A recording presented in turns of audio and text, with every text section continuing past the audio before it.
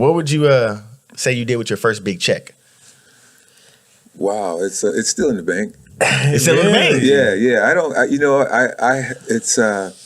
I'm an interesting guy when it comes to that kind of stuff. I mean, Really? obviously, too much is given, much is expected, and to me, it's more.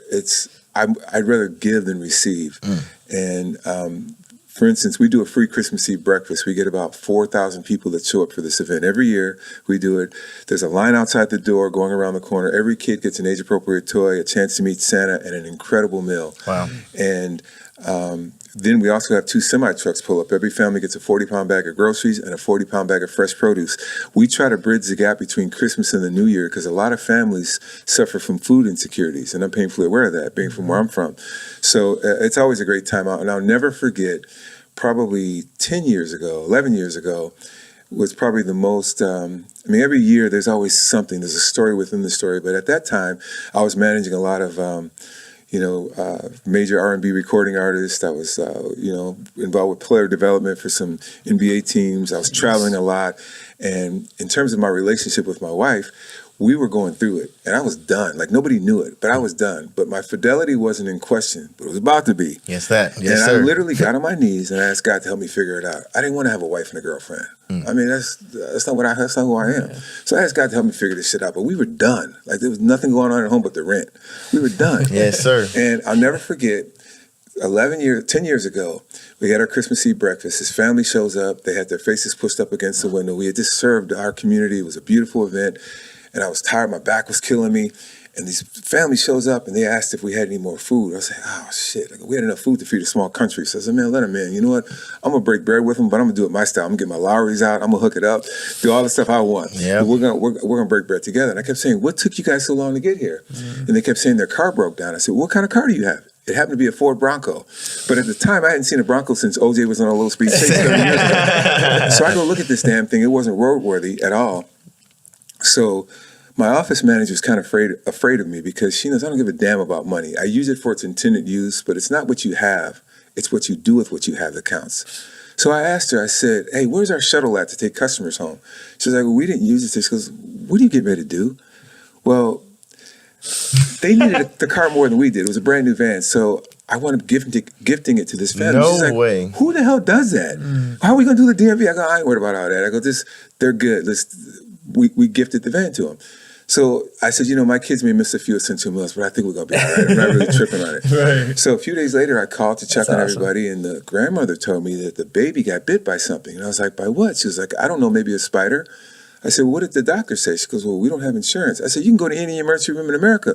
I said, when did this happen? She said, 2 days ago. I said, look, you meet me at the hospital right now. I'll meet you there. Wow. I rushed to get there. They had to do a conscious sedation. She had so much poison in her body, she could have died. Oh, my God. So the next day when I came home, I told my family, hey, when I come home tonight, I'm going to bring a baby with me. And they're like a puppy? And I was like, no, like a kid. And they're like, oh, shit. They thought, I did something that I wasn't supposed to do. I go, look, I'm going to need you all to come with me anyway. Yeah. Because as a middle-aged guy, I can't go somewhere and say, I'm going to take a kid with me. It's like a creep. Like, who does that? Yeah. I'm going to need your support so they see that we have a family.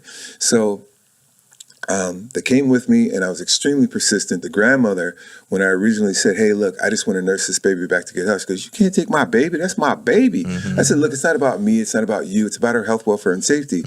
So I was very persistent, and then she said, are you sure she wouldn't be a hardship? I said, absolutely not. She gave me a dirty blanket, one sock. I remember we took her home, and that's where the magic started. Wow. Unfortunately, all of her fingernails were starting to fall off. Her stomach was swollen. I didn't know what the hell was going on. Right. It was malnutrition because before we got her diet was fast food that was left over, soda out of a bottle, and candy. But then it was like seeing a flower that was withering away to nothing, just blossoming into this beautiful human being of a child.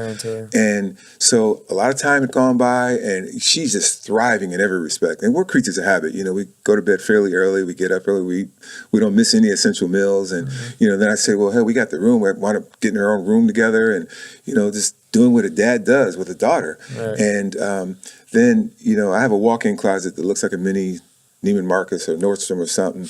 But I have sons. Slight flex, Right. you know. Right. No, Go ahead. I got 4 sons. They're pretty enough they could be girls, but I never had a daughter before. He said it, not us. No, that's real yours. talk. Hey, no, but Have you seen these niggas? Green eyes and pretty hair and stuff. that's what I'm talking about. Yeah. So I wound up like I didn't give a damn what it cost. It was for a girl, like the Uggs and the little all the stuff. Like, she was laced up. Yeah. But she was thriving. So then I was like, I got to get in touch with the grandmother. I'm so happy and so proud of how she's doing.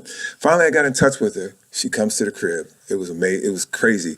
First of all, I don't apologize for success. I got a crib that's about 10,000 square feet. There's a guest house behind it. It's off the hook. I don't apologize for success. I don't. You Because I earned work it. hard. I You do the right thing. You know what I'm do. saying? Like, you shouldn't. You're supposed to. Like, everybody's supposed to prosper. Right. So she comes by. She's looking all around and everything. Like, God damn, they live like this. Because she didn't know where you were taking the baby. She had no Yeah. idea. She had no idea. But then she sees her and she starts sizing her up. You know how girls look at each other all catty? She's doing this to a baby, basically. And so I knew it was going to be a problem. So Oh, man. she said she wanted to take her to lunch. And I go, well, we have a chef. Like, what do you want? And so my wife said, look, calm down. That's still her family. And so she took her and she never brought her back. It was one of the worst days of my life. I mean, I went through it. Then her other daughter called me and said, hey, she's not bringing her back. The welfare department came to where they were living. They found out she's not there anymore. They're going to cut her benefits. I was like, oh, hell no. Yeah. I got in front of a judge in Stanislaus County. I explained everything that was going on.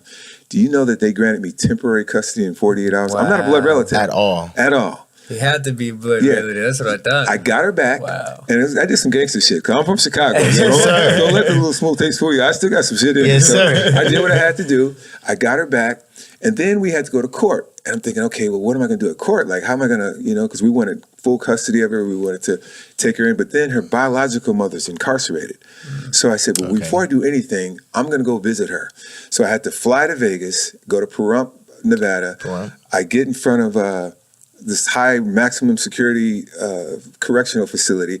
I get inside and they wouldn't even let me go in the same room with her. I had to look at her through a monitor, not even through a window, you know what I'm saying? Like a monitor. And I'm talking to her. Just asked her a lot of open-ended questions. And I'm going to tell you something. We all make mistakes and only God can judge. And, every saint has a past, every sinner has a future. So, I'm not going to pass judgment on anybody. Unfortunately, she did some really bad things, and so she's incarcerated. But I wanted her to know that who I am, and I want to know a little bit about her DNA because that's my daughter. I love her with everything I got. I would literally die for her. Wow. And that's my heart right Yes, there. sir. I love my boys, but my daughter, Yes, sir. that's some next level shit right there.